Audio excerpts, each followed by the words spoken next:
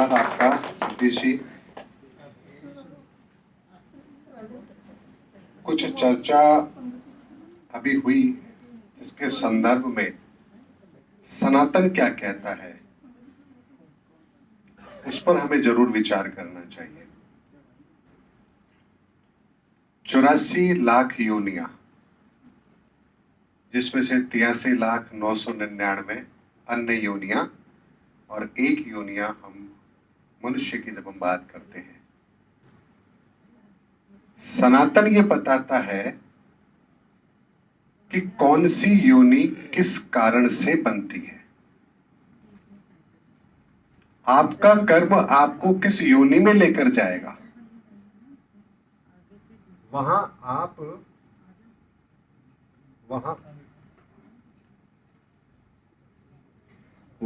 आप उन कर्मों को भोगेंगे और वो समय पूर्ण होने के बाद बाकी की जो ऊर्जाएं शेष है उसके आधार पर आपको अगली योनि मिलेगी। अब इसको सिद्धांत के आधार पर समझते हैं। पहला तत्व होता है अग्नि तत्व। अग्नि कभी भी दूषित नहीं होती है। आपने कभी नकली आग देखी है? अग्नि तत्व कभी दूषित नहीं होता। और अग्नि तत्व का रूप हमारे भीतर प्राण के रूप में होता है। इसीलिए किसी भी योनि के अंदर पशु पक्षी अगर उस योनि में भी है तो वहां प्राण हमेशा, वो ऊर्जा हमेशा शुद्ध रूप में ही होती है। 4 तत्वों से आपको जो योनि मिलती है वो मनुष्य के अलावा मिलती है। दूसरे तत्व से जो योनियां मिलेंगी आपको वो जलचर मिलेंगी। जल के अंदर जीवन, मछली है, मगरमच्छ है। तीसरे के अंदर आपको जड़ योनि मिलेगी। जड़ योनि मतलब पेड़ पहाड़। चौथे तत्व के साथ में आपको जो योनि मिलेगी वो मिलेगी पशु पक्षियों की। और 5वें तत्व के साथ जो योनि मिलेगी वो मिलेगी मनुष्य की। अगर कोई व्यक्ति अपने जीवन के अंदर इन तत्वों को खराब कर रहा है और सबसे ज्यादा अपने ज्ञान तत्व का अगर वो दुरुपयोग कर रहा है और उसे पूरी तरह क्षीण कर लेता है तो उसकी अगली गति पशुओं की ही होगी। अगर वो अपने बुद्धि तत्व का भी दुरुपयोग करता है, उस तत्व की भी विकृति कर लेता है, तो फिर उसको जड़ योनि प्राप्त होगी। यानी वो जानवरों की योनि से भी वंचित कर दिया जाएगा। और जानते हैं पहाड़ पेड़ इनकी योनियों के अंदर पहाड़ बन गए तो हजारों वर्ष उस योनि के अंदर आप भटकते रहेंगे। अगर आप बेहतर कर्म करते हैं तब जाकर के आपको मनुष्य योनि के अंदर भी श्रेष्ठ जीवन कैसे मिले इसकी व्यवस्था आप स्वयं करते हैं। जिस तत्व का आप दुरुपयोग करेंगे उस तत्व के सुख से आप स्वयं अपने आप को वंचित करेंगे। यदि आप अपने जीवन के अंदर मान लीजिए धन का दुरुपयोग कर रहे हैं, अब यदि आपने धन का दुरुपयोग किया तो क्या होगा? केवल धन लौटाना पड़ेगा आपको अगले जन्म में। हमारी मान्यता है, ऐसा ही वो सोचते हैं, देख भैया जो किया है वो भुगतना पड़ेगा। इस जन्म में किसी का धन ले लिया, अगले जन्म में धन लौटाना पड़ेगा। जब आप किसी का धन हड़पते हैं उसी समय आप अपने भाग्य के अंदर उतनी ही मात्रा में धन कम कर देते हैं। यानी अगर आपके प्रारब्ध में धन था, आपके पिछले जन्मों के कर्म संस्कारों के कारण से, तो आपने इस कर्म को करने से अपने भाग्य के अंदर जो जितना धन था उसमें से उतना धन अपने आप कम कर दिया जितना आपने इस जन्म में आपने किसी से छीन लिया है। जैसे 10 में से 6 माइनस करोगे 4 बचेगा। चाहे मैं करूं, चाहे आप लोग करें, चाहे कोई महात्मा जी करे, चाहे कोई शंकराचार्य जी करे, कोई भी करे, सिद्धांत यही कहता है। इसीलिए कहा गया कि 84 लाख योनियों में जब हम भटकते हैं, क्यों भटकते हैं? क्योंकि मनुष्य के योनि के अंदर जब हम होते हैं, हमारे पास में 7 ऊर्जाएं होती हैं। 7 ऊर्जाओं को लेकर के हम आते हैं। पहली ऊर्जा हमारे भीतर होती है, वो आत्मा के रूप में होती है। दूसरी ऊर्जा हमारे मन के रूप में होती है। तीसरी ऊर्जा से हमारा शरीर बनता है। चौथी ऊर्जा से हमारे अंदर बुद्धि। पांचवी ऊर्जा से हमारे भीतर ज्ञान। छठी ऊर्जा से हमारे जीवन के अंदर संसाधन, मकान, धन दौलत, संतति, पत्नी, ये सारे सुख। और 7वीं ऊर्जा से आपके जीवन में मान सम्मान। अब आप जिस तत्व का दुरुपयोग करेंगे, जिस तत्व का दुरुपयोग करेंगे, वही चीज आपसे छीन ली जाएगी। ये प्रकृति का नियम है और इस नियम को कोई नहीं बदल सकता। इसलिए सिद्धांत ये कहता है कि जैसा करोगे वैसा भरोगे। सिद्धांत क्यों लागू होता है? कि आपने जैसा किया वैसा ही आपको भरना पड़ेगा। और इसीलिए हमारे ज्योतिष शास्त्र के अंदर हमने कभी ध्यान दिया हो, मंगल की राशि 1 और 8 9 ही होती है। शुक्र की राशि 2 और 7 पूर्णांक 9 होगा। बुध की राशि 3 और 6 9 ही होगा। और सूर्य चंद्र, क्योंकि ये दोनों तत्व एक साथ होते हैं, 5 और 4, इनको जोड़िए 9 ही होगा। यानी जहां पूर्णता है, जिस तत्व की पूर्णता है, वहां उसका मूलांक 9 बनेगा। लेकिन बृहस्पति और शनि, इनका मूलांक 3 बनता है। शनि की राशि क्या है? 10 और 11, कितना बना? 3। बृहस्पति की 9 और 12, मूलांक बना 3। और 3 ब्रह्मांड का नियम है जो विस्तार लेगा। इस ब्रह्मांड की ऊर्जा में जो विस्तार लेगी वो 3 के आयाम के अंदर स्थापित होती है। और इसीलिए आप देखिए हमारे कुंडली के अंदर एक घर जो होता है उसका मान 30 डिग्री होता है। 30 डिग्री को 35 में हो सकता था, 12 की जगह 10 में डिवाइड कर देते इसको। 36 डिग्री का 1 कर देते, 360 में 10 घर हो जाते। लेकिन 12 ही घर क्यों बने? एक घर का मान 30 डिग्री क्यों? क्योंकि 3 के बिना किसी भी चीज की सृजना नहीं हो सकती। आपकी नाड़ी भी 3 है, इंगड़ा, पिंगला, सुषुम्ना, अल्फा, बीटा, गामा, बचपन, जवानी, बुढ़ापा। बहुत जगह त्रिदेवों की रचना 3। जहां 3 का नियम लागू होगा वही सृजना होगी। 3 के नियम के बिना कोई रचना आकार नहीं ले सकती। और शून्य का मतलब होता है जहां 1 से लेकर के 9 तक की पूर्णता हो जाती है और उसे स्थित कर दिया जाना होता है, वहां फिर शून्य होता है। तो 3 ऊर्जाओं का संयुक्त समावेश, एक निर्माण, और उसको पूर्णता प्रदान कर दी गई अर्थात शून्य। इसलिए 30 डिग्री एक घर का मान होता है। पहले घर, दूसरे घर और तीसरे घर से यह ब्रह्मा की ऊर्जा है। यह ब्रह्मा की ऊर्जा अर्थात सृष्टि की रचयिता की ऊर्जा है। इसलिए पहले, दूसरे, तीसरे घर से आपकी उन चीजों को देखा जाता है जो आपको बाय बर्थ मिल रही है। आपकी पर्सनालिटी, आपका कुटुंब, आपकी बोलने की क्षमता, आपकी कार्यशैली आप बाय बर्थ लेकर आते हैं। 4, 5, 6 घर विष्णु की ऊर्जा के, 6 की एनर्जी है, विस्तार है इसका। 3 में सृजना है, 6 में विस्तार है। 4, 5, 6 चौथा घर, माता, वाहन, भूमि, गाड़ी, जमीन, जायदाद, पैतृक संपत्ति विस्तार है, जितना मर्जी हो सकता है। बुद्धि विस्तार है, जितनी मर्जी उतनी हो सकती है आपकी, बहुत बुद्धिमान हो सकते हैं। छठा घर, रोग, ऋण, शत्रु, दुर्घटना, लिटिगेशन जीवन में बहुत हो सकता है, विस्तार है ये। यहां 6 की ऊर्जा काम करती है। 369 का फॉर्मूला बता रहा हूं आपको, ब्रह्मांड में कैसे काम करता है।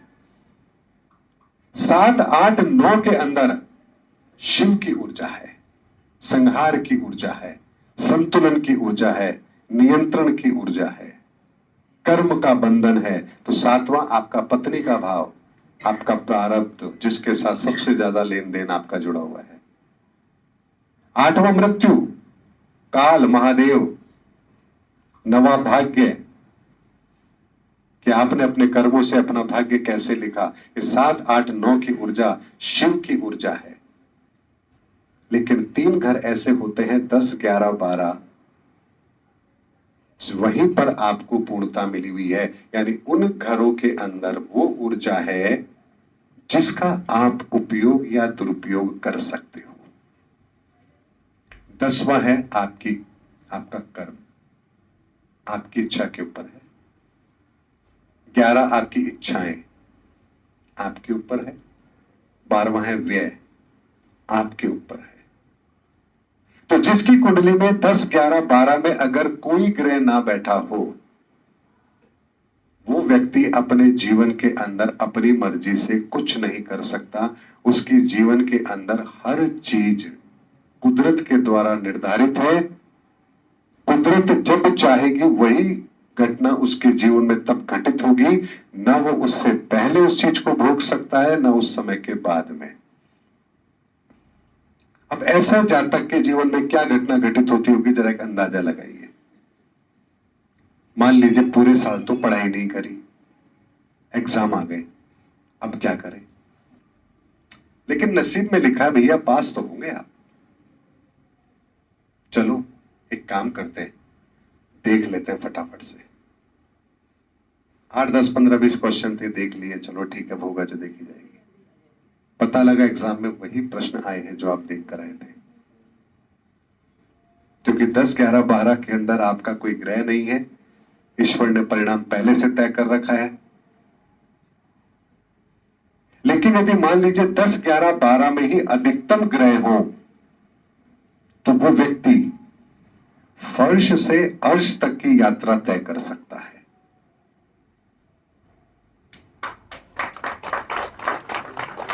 वो गणित के सूत्र, ये ब्रह्मांड के वो सूत्र हैं जो कुंडलियों पर कैसे लागू होते हैं। अगर इस रहस्य को हम जान जाए तो उस व्यक्ति को हम बहुत कुछ, उसके जीवन को दिशा निर्देशित कर सकते हैं।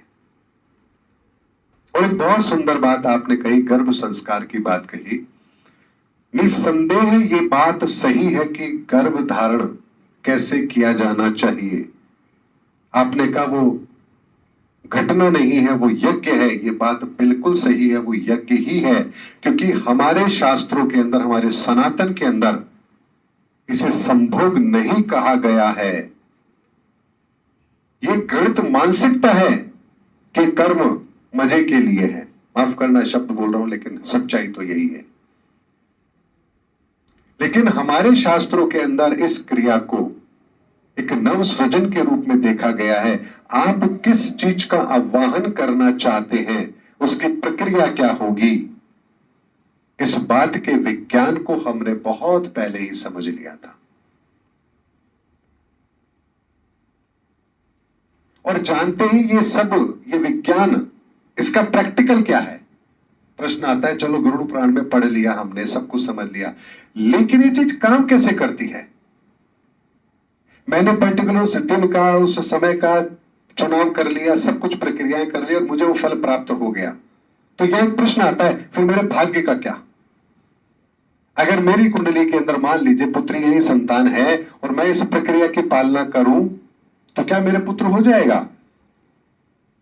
क्या मेरे भाग्य का लिखा हुआ टल जाएगा, मिट जाएगा?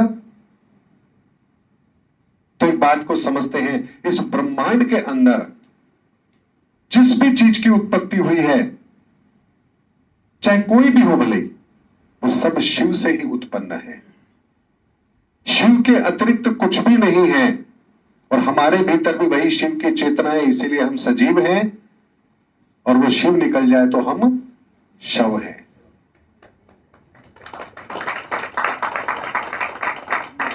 वो शिव तत्व, जिस शिव तत्व का ध्यान स्वयं भगवान महादेव भी करते हैं, स्वयं भगवान विष्णु भी करते हैं। आपने देखा होगा भगवान विष्णु क्षीर सागर में लेटे हुए हैं, ध्यान कर रहे हैं। अरे उन्हें किस चीज की जरूरत है भाई ध्यान करने के लिए? उन्हें कौन से कर्म सुधारने हैं? उन्हें क्या करना है ऐसा? लेकिन वो भी उस परम शिव तत्व का ध्यान करते हैं, और वो परम शिव तत्व जहां विद्यमान है उसे सूक्ष्म वतन कहते हैं। वो ब्रह्मांड का वो सेंटर है जहां से वो ऊर्जा इस ब्रह्मांड में सक्रिय है। वहां तक कोई नहीं जा सकता, कोई नहीं जा सकता। मैंने अपने जीवन में प्रैक्टिकल अनुभव किया है उस जगह तक का, लेकिन चूंकि जब उस जगह से आगे जाने की इजाजत ही किसी को नहीं है, तो मुझे भी कैसे मिलेगी? लेकिन मैंने उस सूक्ष्म वतन तक जाकर के उस चीज को अनुभव किया है, क्योंकि उस सीमा के अंदर तो कोई नहीं जा सकता। उस जगह का ध्यान भी स्वयं महादेव और भगवान विष्णु करते हैं। ब्रह्मा जी को भी कहा गया था, उनको भी बताया गया, जब रहस्य थे वो ध्यान करने लगे, देखने लगे पहले मैं ये देखूं मैं आया कहां से, ये मेरी कमल की डंडी कहां जा रही है, वो उसी चीज में भटक गए। तो ब्रह्मा जी का ध्यान भी वहां तक नहीं पहुंचा, लेकिन भगवान विष्णु और महादेव, उनका ध्यान सदैव उस सूक्ष्म जगत में रहता है। और वो सूक्ष्म जगत के अंदर जो शिव तत्व है, वो ऊर्जा जो आकार ले रही है, वो आकार है शिवलिंग का। और इसीलिए इस धरा पर जितने भी महापुरुष हुए हैं, जिन्होंने इस सनातन के रहस्य को जाना समझा, तो उन्होंने अपने जीवन के अंदर उस शिव तत्व को सक्रिय करने के लिए उस सूक्ष्म वतन की उस ऊर्जा के आकार के रूप में शिवलिंग की स्थापना करते हैं, और फिर ध्यान के अंदर अपने ध्यान को उस सूक्ष्म वतन पर ले जाने की कोशिश करते हैं। और वहां से वो शिव तत्व जब सक्रिय होता है, तब उस शिवलिंग पर एक ऐसा प्रभाव उत्पन्न होता है जिसे कहते हैं कौस्तुभ। वो तत्व वह प्रकट होता है, और उस तत्व को जब ग्रहण कर लिया जाता है, तब सनातन प्रक्रिया से संतान उत्पन्न होती है। ये सनातन की वह प्रक्रिया है जहां फिजिकल रिलेशन भी नहीं होता है। और इस प्रक्रिया से हमारे इतिहास के अंदर कई पैदा हुए हैं। पांडु, धृतराष्ट्र, विदुर इसी प्रक्रिया से पैदा हुए हैं। वेद व्यास जी ने इसी प्रक्रिया से इन 3 पुत्रों को जन्म दिया था। माता कुंती जानती थी, जब उन्हें यह ज्ञान मिला, अरे ऐसा ज्ञान है, ऐसा हो सकता है क्या? मैं देखती हूं जरा, हो सकता है क्या? तो अब उस प्रक्रिया के अंदर आप स्वयं भी बैठेंगे और एक पुरुष भी आपके साथ होगा। तो सूर्य का आह्वान किया, कहा कि आप मेरे साथ इस प्रक्रिया में बैठे, शिव तत्व को सक्रिय करें। सूर्य और कुंती दोनों बैठ गए, उस परम तत्व का ध्यान किया, कौस्तुभ प्रकट हुआ, कुंती ने ग्रहण कर लिया और कर्ण पैदा हो गया। अब जिन चिंता की लकीरें क्या करें, तो बाकी की कहानी आपको पता है। भगवान राम का जन्म, हमने तो सुना है खीर खाई थी जी। खीर खा के कभी औलाद हुई है क्या? बनाओ, कौन सी खीर बनाओगे? यज्ञ देव प्रकट हुए, खीर दी। खीर की क्या आवश्यकता थी? यज्ञ देव तो आशीर्वाद भी दे सकते थे, जाओ तुम्हारे पुत्र हो जाएगा। प्रतीक रूप में ये कहानियां। यहां पर भी ऋषियों ने दशरथ जी को और कौशल्या को इसी प्रक्रिया के अंदर बिठाया, उस शिव तत्व को सक्रिय किया। तुम्हें कैसा पुत्र चाहिए, पहले कामना की, फिर शिव तत्व को सक्रिय किया। शिव तत्व से वहां पर कौस्तुभ हुआ। कौस्तुभ जब आया, अब रानी ने उसको ग्रहण करना था, तो उसने कहा मैं अकेली नहीं करूंगी। उसने बांट दिया दोनों रानियों के साथ में, 4 पुत्र पैदा हुए। गोरखनाथ जी, मच्छिंद्र नाथ जी, सुनना कहानियां। हम सनातन के अंदर उस विज्ञान को जानते हैं जिस विज्ञान को इस धरती पर कोई नहीं जानता। हम उस विज्ञान को जानते हैं,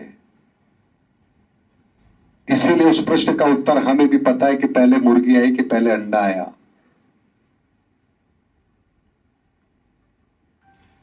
ये बहुत गूढ़ रहस्य है, और इसीलिए शिव तत्व की पूजा होती थी। इस धरा पर श्रेष्ठ राजाओं की परिकल्पना को साकार करने के लिए राजा अपनी पटरानी के साथ ऋषियों के आश्रम में जाते थे। वहां शिवलिंग की स्थापना होती थी।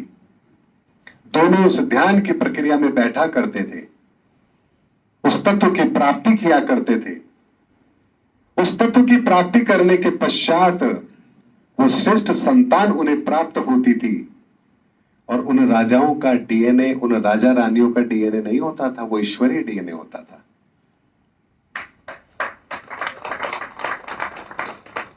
इसलिए साइंस की भाषा में एक छोटी सी बात को समझते हैं। साइंस कहती है हर चीज एटम पार्टिकल से बनी है। एटम पार्टिकल ही ठोस का निर्माण करेगा, या द्रव्य का निर्माण करेगा, या गैस का निर्माण करेगा। 3 ही फॉर्मेशन होगी। साइंस यह भी बताती है कि अगर पार्टिकल बहुत दूर है तो गैसीय अवस्था, थोड़ा नजदीक है तो द्रव्य अवस्था, और नजदीक है तो ठोसी अवस्था। लेकिन फिर हम भी एटम पार्टिकल से बने हैं। हमारे भीतर भी ठोस, द्रव्य, गैस तीनों रूप में चीजें विद्यमान है। हमारे विचार, हमारी बुद्धि, ये वायु तत्व। आपके शरीर के अंदर रक्त बह रहा है, ये तरल है। आपकी हड्डियां बनी, ये ठोस है। लेकिन उस एटम पार्टिकल को ये इंस्ट्रक्शंस कौन दे रहा है कि तुझे हड्डी बनानी है, तुझे रक्त बनाना है, तुझे खोपड़ी बनानी है, तुझे आंखें बनानी है, तुझे पुतलियां बनानी है, तुझे भुएं बनानी है, ये बाल बनाने हैं। बाल भी इधर ही आने चाहिए, इधर नहीं आने चाहिए। कान यही आने चाहिए, आंखें यही होनी चाहिए। आखिर उसे ये इतनी बारीकी के साथ कौन बता रहा है? उस एटम पार्टिकल को, जो बहुत सूक्ष्म है। तो साइंस कहती है ये आपका डीएनए है। आपके डीएनए के अंदर एक ऐसी संरचना है जो आपके इन एटम पार्टिकल को भी ये बताती है कि कब किस चीज की फॉर्मेशन कैसे होनी है, कब जाकर के कहां होना है। तो आपका डीएनए पैटर्न आपको आकार देता है शरीर का। लेकिन उस डीएनए को भी इतना बेहतर तरीके से ट्यून किसने किया? प्रश्न तो ये है, उस डीएनए को किसने इतना सॉलिड तरीके से बनाया कि वो इतने परफेक्ट तरीके से काम कर रहा है? वो डीएनए भी तो कहीं बना होगा। तो जानते हैं वो डीएनए ईश्वरीय डीएनए है।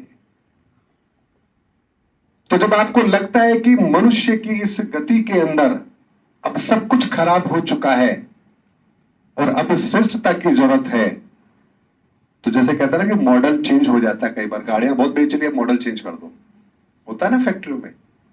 तो अगर इंसान का मॉडल खराब हो जाए तो मॉडल बदल दो, तो कैसे बदलोगे? तो ऋषि इस विज्ञान को जानते थे।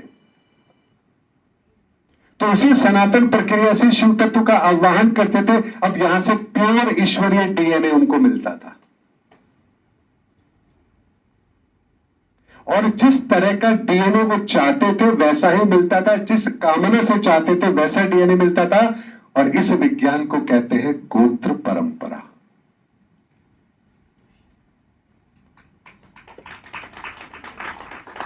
अग्रसेन जी को जब राज्य से निकाल दिया गया, भटक रहे थे, एक जगह पर रुके, अग्रवा के अंदर अपना राज्य बनाया। अब आया कि मेरी प्रजा कैसी होनी चाहिए। ऐसा तो नहीं हो सकता भीड़ से बुला लो, 10 गांव के उधर से बुला लो, 20 उधर से बुला लो और अपना राज्य बना लो। तो अग्रसेन जी ने इसी तरह की प्रक्रिया को अपनाया और 18 पुत्रों की प्राप्ति की। 18 गोत्र, 18 बार मां लक्ष्मी के साथ उस प्रक्रिया को दोहराया, और 18 गोत्र में 18 उस शिव तत्व के द्वारा उन बीज को इस धरती पर लाने का कार्य किया। तो यहां से 18 गोत्र बने। ब्राह्मणों में गोत्र है वो इसी परंपरा के अंदर है। यहूदियों के अंदर इब्राहिम के समय पर 12 गोत्र हैं, वो इसी प्रक्रिया के द्वारा है। अरे कोई पूछो तो सारी इस्लामिक जगत के लोगों को कि तुम्हारे इब्राहिम के समय पर 12 गोत्र किस लिए थे भाई?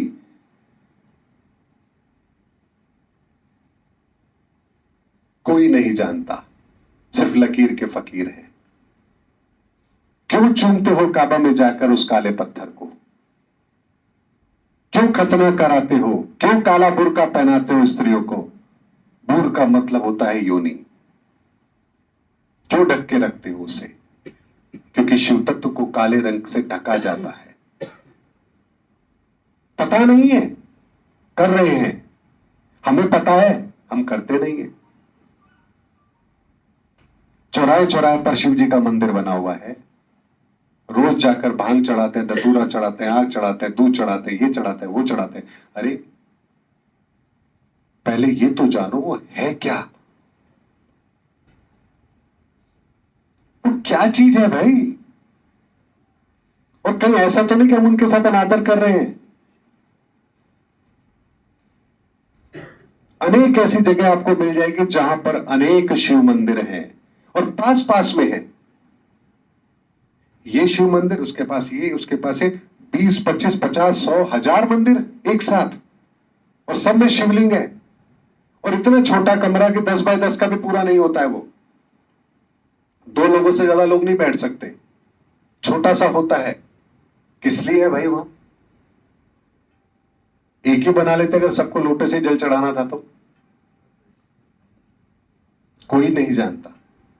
लेकिन वर्तमान में हमने तो शिव मंदिर बना लिया, पार्वती जी को भी बिठा दिया, नंदी को भी बिठा दिया, कार्तिकेय बिठा दिया, गणेश जी बिठा दिए, पूरा शिव परिवार बिठा दिया, भांग धतूरा जो मर्जी चढ़ाना शुरू कर दिया। ये शिव तत्व का आवाहन होता है किसी प्रक्रिया के अंदर।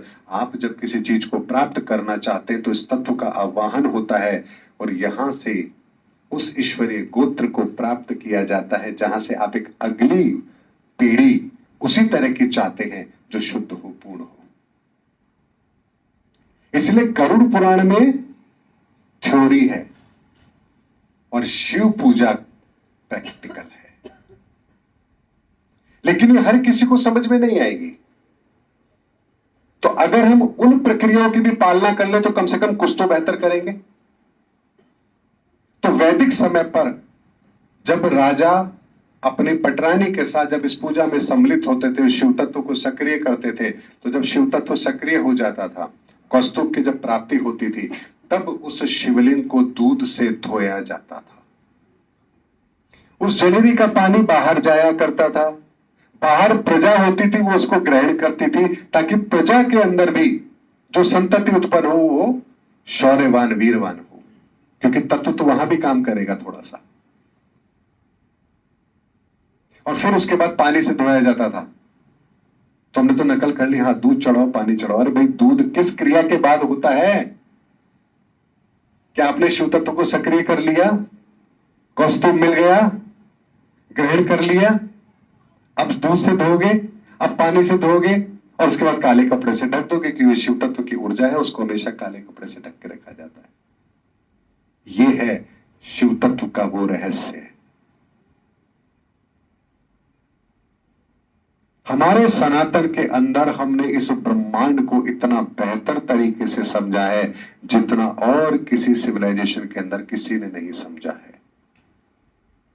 और ये वो महान ज्ञान है जो हमें इस पूरे ब्रह्मांड की रचना का वो सिद्धांत देता है जो लेश मात्र भी कहीं पर गलत साबित नहीं होगा। इसीलिए हमारे शास्त्रों में जो लिखा है वो कोड के रूप में लिखा है, ताकि गलत लोगों के हाथ में जाए तो वो उसमें घूमते रह जाएं, और सही लोगों के हाथ में जाए तो वो रास्ता पकड़ के सही जगह तक पहुंच जाए। ये है हमारे धार्मिक शास्त्र ग्रंथों का वो रहस्य जिसे हमें जानना है, समझना है।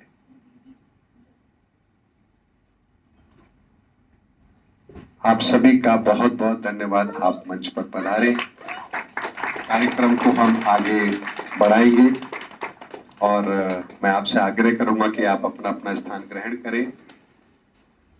कार्यक्रम के अगले कड़ी के अंदर मैं उन्हें भी मंच पर आमंत्रित करना चाहूंगा जो देश के कोने कोने से आए हैं। सनातन ज्योतिष को जिन्होंने सीखा है, समझा है,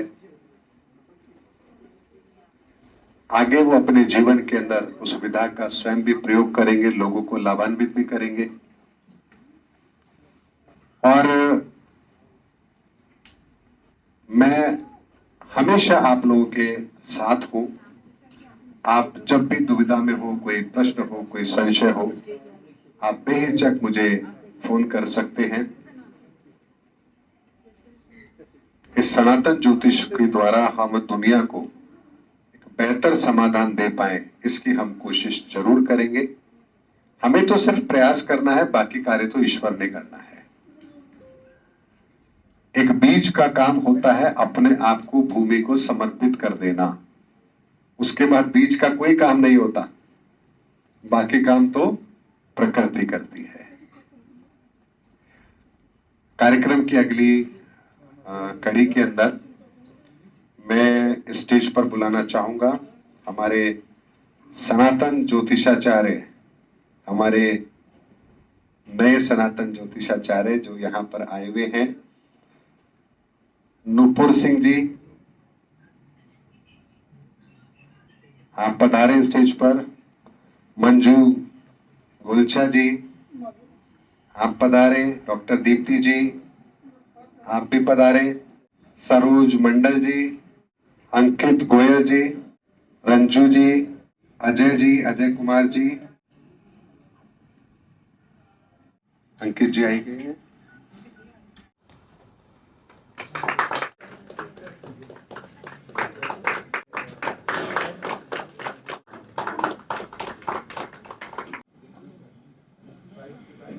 आप सभी का स्वागत और हार्दिक अभिनंदन। आप कार्यक्रम में पधारे और आपके ज्योतिष के क्षेत्र में आपके इस नन्हे कदम को मैं पूरी तरह से प्रोत्साहित करता हूं कि आप अपने इन कदमों को, नन्हे कदमों को आगे बढ़ाएं। यात्रा बहुत लंबी है, बहुत बड़ी है, लेकिन यात्रा चाहे जितनी लंबी क्यों ना हो, तय हमेशा एक एक कदम से ही की जाती है। तो आज हमारे बीच में डॉक्टर दीप्ति जी भी हैं। कल आप मेरे ऑफिस आए थे, बड़ा अच्छा लगा आपसे मिलकर। आप मेडिकल डॉक्टर हैं, न्यूरोलॉजी के अंदर न्यूरोलॉजिस्ट हैं, आप यूरोलॉजिस्ट हैं, और छत्तीसगढ़ के अंदर बिलासपुर छत्तीसगढ़ के अंदर आप डॉक्टर हैं। आपके हस्बैंड भी डॉक्टर है, पूरा परिवार डॉक्टर है। और आपके बहुत अच्छे अनुभव रहे। कल जब हम बैठ के चर्चा कर रहे थे तो आप एवरेस्ट की यात्रा पर गए थे, अकेले गए थे, तो बहुत अच्छी आपकी वो यात्रा रही। मैं चाहूंगा कि यहाँ जो लोग हैं आप उन्हें अपने उस यात्रा के अनुभव के बारे में भी बहुत कुछ बताएं, क्योंकि हम कई बार मॉडर्न बनने के चक्कर में अपनी जड़ों को ही काट लेते हैं, जबकि यथार्थ ये है कि आधुनिक बनो लेकिन सत्य के साथ बनो। और इसीलिए मेरी मुहिम है कि आधुनिकता से सत्य की ओर। हम जब आधुनिक बनते हैं तो जरूरी नहीं कि हम अपने आप को सत्य से दूर करेंगे तभी हम आधुनिक बनेंगे। जैसे अभी यहां मंच पर जब स्वागत किया गया, मुझे बड़ी खुशी हुई कि आप लोगों ने जो आपका सम्मान कर रहे थे वो अपने आप में विभूति है और आपने कोई मौका नहीं छोड़ा। आप जानते हैं कि चेहरे से भी आपके आभा, ऊर्जाएं निकलती हैं। जब आप किसी को देखते हैं तो उनके चेहरों से भी आपको ऊर्जाएं महसूस होती हैं। दूसरा होता है आपके हथेलियों से भी आशीर्वाद के रूप में ऊर्जा निकलती है। लेकिन आप अपने मुखमंडल की आभा को भी कंट्रोल कर सकते हो। आप किसी को आशीर्वाद ना देना चाहो तो भी आप कंट्रोल कर सकते हो, दूर से ही ऐसे कर दोगे। लेकिन जानते हैं हमारे पांव के अंदर अंगूठे, जो हमारे पांव के अंगूठे होते हैं, वहां से ऊर्जाएं निरंतर निकलती रहती हैं। और जब कोई शिष्य अपने गुरु के आगे शीश नवाता है तो गुरु चाहे या ना चाहे वो उस ऊर्जा को ग्रहण तो करेगा ही करेगा।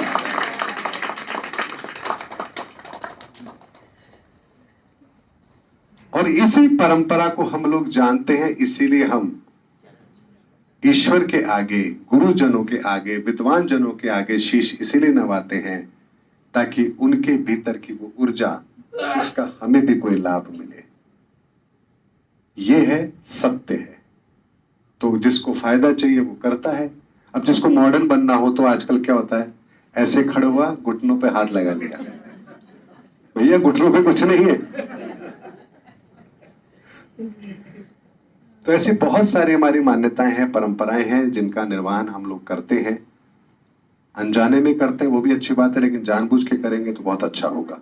तो मैं चाहूंगा डॉक्टर दीप्ति जी से कि आप भी कुछ शब्द, 2 शब्द हमारे बीच में रखें। विद्वानों को हमेशा सम्मान होना चाहिए, उनके अनुभवों का हमेशा आदर और सम्मान होना चाहिए। अनुभव अनुभव होता है और उसे हर हाल में ग्रहण करना चाहिए। प्लीज आप बताएं। एक क्वेश्चन कर सकते हैं जी। जैसे किसी गुरु के हमने पैर छुए, जी। उनकी ऊर्जा हमने ले ली, हाँ। तो क्या उनमें नेगेटिविटी आएगी क्योंकि हमने उनकी ऊर्जा ले ली है? नहीं, देखिए एक बात बताता हूँ। नहीं, ऐसे कहते ना कि अरे मैं तो पूजा करके उठा था, तुमने मेरे पैर छू लिए, तो पुण्य चला गया। क्या ऐसा होता है? पुण्य चला गया तो और कमा लेना, क्या हो गया? बांटने में कहाँ दिक्कत है? देखिए देखिए, मैं आपको एक बात बताता हूं, बांटने से बढ़ता है। तो अगर आपका पुण्य किसी ने ले लिया तो ईश्वर तो आपको उससे डबल दे देगा। लेकिन जिसे वो पुण्य चाहिए, स्वयं के लिए चाहिए, और उसे कोई अपना प्रयोजन सिद्ध करना है तो वो अपने आप को बचा के रखेगा। तो जितने भी हठ योगी होते हैं, हठ योगी, जितने भी नागा साधु होते हैं, ये अपने पास किसी को आने नहीं देते, क्योंकि ये उस शिव तत्व को प्राप्त करने के लिए हठ योग के द्वारा उस प्रक्रिया को करना चाहते हैं। तो कहते हैं इतनी तो इकट्ठी करी, अभी कोई हमारे सामने आ गया, ये ले गया, फिर हमको मेहनत करनी पड़ेगी। तो उन्हें अपने लिए कुछ चाहिए, इसके लिए वो इकट्ठी करते हैं, लगे रहेंगे, लेकिन कभी मिलेगा कुछ नहीं। क्यों? क्योंकि उसकी प्रक्रिया बिल्कुल अलग है। ईश्वर तो सहज है, ईश्वर कभी किसी नियमों में बंधा हुआ ही नहीं है। किसी ने हजारों वर्ष तपस्या की, कंदराओं में कुछ नहीं मिला, और 6 साल का हमारा प्रहलाद, ध्रुव, प्रहलाद बहुत छोटी उम्र में था, ध्रुव, 6 साल का ध्रुव, उस परमात्मा को प्राप्त कर लेता है। तो कहां नियम लागू है मुझे बताइए। क्योंकि शंकराचार्य वगैरह अगर उनके साथ में आप जाए तो वो आपको अपने पास नहीं आने देते हैं। आपने तो ऐसी बात पूछ ली कि अब मैं इसका सही जवाब दूं तो भी नहीं, विवाद से तो मैं नहीं डरता। नहीं, विवाद से तो मैं इसलिए नहीं डरता क्योंकि हिम्मत चाहिए प्रश्न करने के लिए। आए तो सही, विवाद तो करें, पूछे तो सही कि शंकराचार्य कहते किसे। शंकर का आचरण जो दुनिया के सामने रखे वो शंकराचार्य। कौन से शंकराचार्य जी दुनिया के सामने शंकर का आचरण रख रहे हैं? उन्हें पूछो भैया शिव तत्व के बारे में आप जानते क्या हो? वो तो कुछ नहीं जानते। लेकिन ये शंकराचार्य का ओहदा उन्हें दिया किसने? भगवान श्री कृष्ण ने 5000 साल पहले राधा की ऊर्जा के साथ मिलकर के उन्होंने शिव तत्व को इस धरती के लिए सक्रिय किया। और मदनपुर गांव के राजा मदन दास को कहा कि जाओ इस इल्म को लेकर, इस ज्ञान को लेकर के मिडिल ईस्ट में जाओ, वहां जाकर ये ज्ञान उन्हें देना।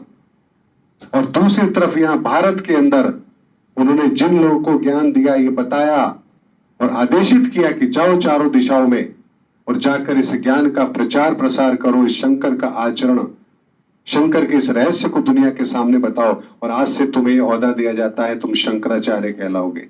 पता ही नहीं उनको तो हम शंकराचार्य क्यों बने, पता ही नहीं होगा उनको। तो ठीक है, वो पीठ बन गया। अब ठीक है, उनके जाने के बाद कोई और बैठेगा, उनके जाने के बाद कोई और बैठेगा।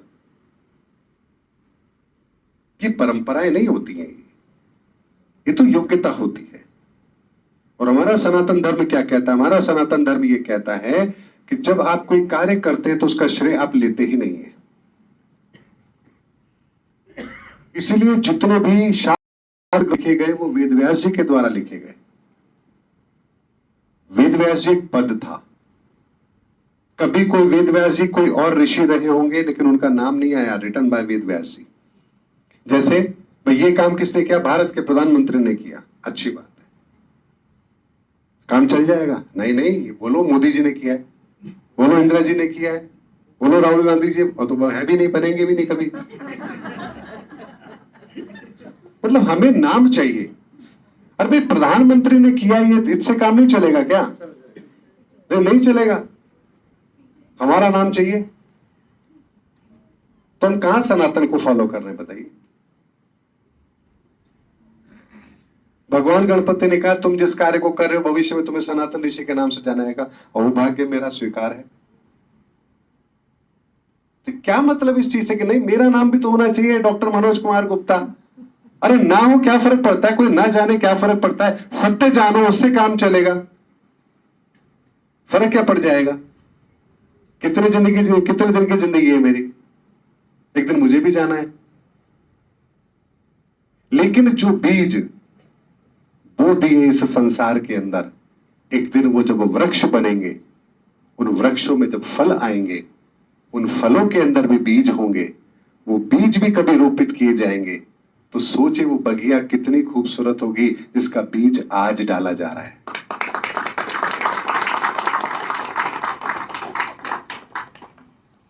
इस शरीर को छोड़ने के बाद कोई आपकी मूर्ति लगा रहा है चौराहे पर या सोने का वो बनाकर बैठा, उससे फर्क क्या पड़ जाएगा भाई? मंदिर बना के बैठ गया सुबह शाम, तुम्हें फर्क क्या पड़ेगा? क्या देखने आओगे ऊपर से? हाँ देखो देखो 4 लोग मेरे नीचे बैठे हो, देखो रोज अगरबत्ती करते हैं, ऐसा होगा? तो ये लोगों की छोटी सोच है कि अपने आप को पुजवाना है। अरे हमको नहीं पुजवाना, जो पूजनीय है ना उसको पुजवा दो, आपका तो अपने आप कल्याण हो जाएगा। और पूजनीय तो एक ही है, वो है ईश्वर, उसके अतिरिक्त कोई पूजनीय है ही नहीं भाई। इसीलिए जो ऐसी बातें करें उनको दूर से प्रणाम। बोले आप तो दे रहे हो, रखना हमें है, हमें ऐसी चीज रखनी नहीं है, ये आउटडेटेड चीजें नहीं रखनी हमें, हम नए मॉडल की तलाश करेंगे। जी जी प्लीज आइए दीप्ति जी, आप प्लीज बता रहे।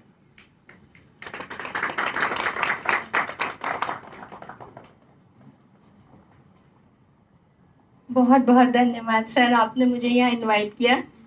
मैं तो डॉक्टर हूँ, मैं एस्ट्रोलॉजर भी नहीं हूँ, लेकिन मेरी फ्रेंड एस्ट्रोलॉजर है और उन्होंने सर की इतनी तारीफ की फिर भी कम ही की आने के बाद मुझे और भी बहुत अच्छा लगा।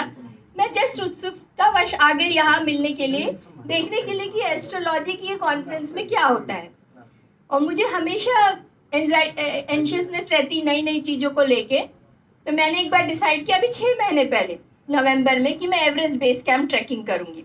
ट्रैकर में हूँ, पर मैंने कभी भी इतना हाई एल्टीट्यूड की ट्रैकिंग कभी नहीं अटेम्प्ट की थी। मैंने तैयारी की, सारी चीज़ें की हाई एल्टीट्यूड के हिसाब से अपना। मैं सोलो ट्रैकर हूँ, अकेले करती हूँ ट्रैकिंग, तो मैं सोलो निकली उस चीज़ के लिए। बहुत अच्छे अच्छे अनुभव हुए। शायद ये स्पिरिचुअलिटी के इसमें मेरी कुछ ग्रोथ लिखी हुई थी, इसलिए वो मेरे साथ हुए, क्या हुए। तो कल सर के साथ बैठ के मैंने बहुत सारी चीज़ें पूछी। अब मुझे बहुत बेसिक चीज़ें भी नहीं आती है, इसलिए सर ने बहुत सारी चीज़ें मेरे दिमाग से क्लियर की कि वो क्या हो सकता है और क्यों हुआ होगा। तो ट्रैकिंग जब एवरेस्ट बेस कैंप के फाइनल एल्टीट्यूड पे जाते हैं तो एक गोरखशिप गांव आता है। वो होता है, इट इज़ अराउंड 18,700 फीट के एल्टीट्यूड पे है। ऑक्सीजन कॉन्सेंट्रेशन वहाँ बहुत कम होता है। वहाँ पहुँचने से जस्ट पहले एक लोबूचे गांव आता है जो 17,800 फीट के आसपास होता है। जब मैं वहाँ पहुँची तो मेरा ऑक्सीजन 36% हो चुका था। 36 यानी अगर 80 के नीचे पेशेंट आता है तो हम उसको वेंटिलेटर पे डाल देते हैं, और मैं 36 पे थी। चल फिर रही थी, बातचीत करती, सांस लेने में तो सभी को तकलीफ होती है उस एल्टीट्यूड पे, मुझे भी तकलीफ हो रही थी। बट वहाँ ऐसा रहता है कि जो आपके साथ शेरपा चलता है उसका एक काम रहता है कि वो रोज रात को आपको ऑक्सीजन चेक करता है, क्योंकि बहुत सारी अक्यूट माउंटेन सिकनेस होता है और उसमें डेथ्स होती है, वो ऑक्सीजन के कारण, ऑक्सीजन की कमी से ही होती है। तो जब हम टी हाउस में बैठे थे मेरा ऑक्सीजन 36 आया। ये लोबूचे में ही हुआ, यानी गोरखशिप पहुंचने से पहले ही, एक दिन पहले, मेरे ईबीसी ट्रैक के एक दिन पहले। मेरे पूरा का पूरा मेरा समिट का जो ये था वो कैंसिल कर दिया गया कि अब आप समिट नहीं कर सकती।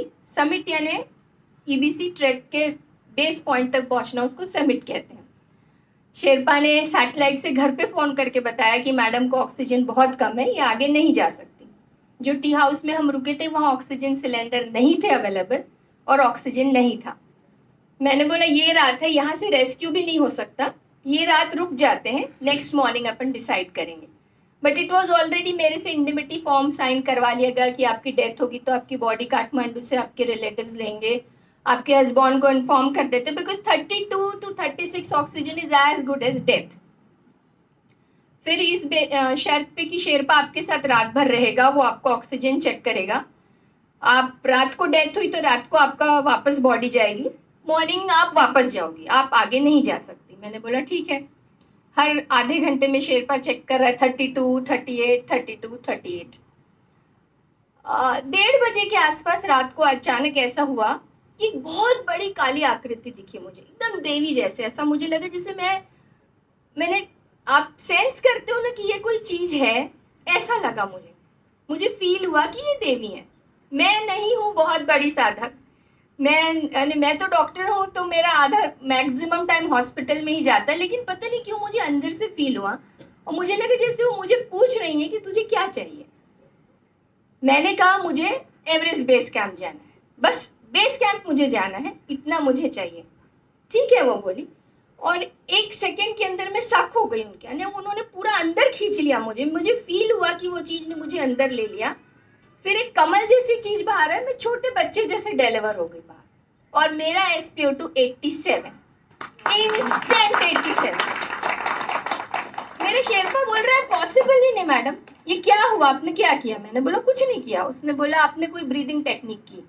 मैंने बोला मैं ब्रीदिंग टेक्निक अगर करूंगी भी तो मुझे आधा घंटा लगेगा, मुझे आती है, मुझे टूमो ब्रीदिंग आती है, मुझे और भी रेस्क्यू ब्रीदिंग्स आती थी, लेकिन किसी भी ब्रीदिंग टेक्निक से मेरा ऑक्सीजन नहीं बढ़ रहा था। उन्होंने बोला मेरा 72 है, जो कि मैं हमेशा एवरेस्ट बेस कैंप के ऊपर आता हूँ, आपका 86 नहीं जा सकता, नहीं जा सकता। 6 और गाइड्स हैं, उनके सबके SpO2 मीटर लिए गए, मेरा SpO2 चेक किया गया, मॉर्निंग तक मेरा SpO2 88। मैंने फिर से ट्रैक आगे चालू किया, फिर मैं गोरखशेप पहुंची, गोरखशेप से मैंने EBC किया, EBC से मैं वापस आई। तो हमको गोरखशेप में स्टे करना पड़ता है, वापस नहीं आ सकते सीधा। गोरखशेप में जैसे ही मैं EBC करके वापस ट्रैक में पहुंची तो मेरा ऑक्सीजन 36। फिर से उसने बोला अब तो इमीडिएट रेस्क्यू लगेगा मैडम, ये सेकेंड टाइम ऑक्सीजन आपका इतना डिप हुआ है, अब वो ऊपर नहीं आया तो इसके आगे रिस्क नहीं ले सकते। रेस्क्यू टीम्स देखी गई तो अंधेरा हो रहा था, हेलीकॉप्टर नहीं चल रहा था, अगेन ऑक्सीजन सिलेंडर नहीं, कुछ नहीं। मेरे शेरपा ने बोला मैडम यहाँ से 1 किलोमीटर दूर एक लकड़ी का ऐसा काट जैसे एक छोटा रेस्क्यू सेंटर इन्होंने बनाया है, हो सकता है वहां ऑक्सीजन सिलेंडर हो, बट मैं आपको चलने नहीं दूंगा, क्योंकि अगर आप इस इतने कम में, गोरखशेप का ऑल्टीट्यूड और ऊपर है 18,700, इसमें चली तो आप जरूर मर जाओगे। मैंने बोला कोशिश करते हैं, जैसे तैसे वो मुझे वहां ले गया। डॉक्टर ने मुझे, वहां जो डॉक्टर थे उन्होंने मुझे देखा, वो बोले कि ये तो डेड है, ये डेड बॉडी, इसको रेस्क्यू करके कोई मतलब नहीं है, बिकॉज 32, 36 अगेन मैं नहीं कर सकता, मेरे पास ऑक्सीजन सिलेंडर नहीं है। मैंने उनसे बोला देखो मैं कोमा में जाऊंगी, मुझे मालूम है मेरे ब्रेन में अब स्वेलिंग आएगी, आई कैन डाई, मेरा प्रेस्क्रिप्शन लिख लो। उन्होंने बोला मैं प्रेस्क्रिप्शन लिख भी लूँ तो भी मेरे पास मेडिसिन नहीं है जो मैं आपको दूँ। बाई चांस ऐसा था कि मेडिसिन मेरे पास थी, डॉक्टर में थी, मैंने उनको सारे इंजेक्शंस दिए। मैं बोली अब लगाओ, सिर्फ लगाओ इंजेक्शंस मुझे। उन्होंने इंजेक्शंस लगाए, वहाँ ऑक्सीजन कॉन्सेंट्रेटर था, सिलेंडर नहीं था।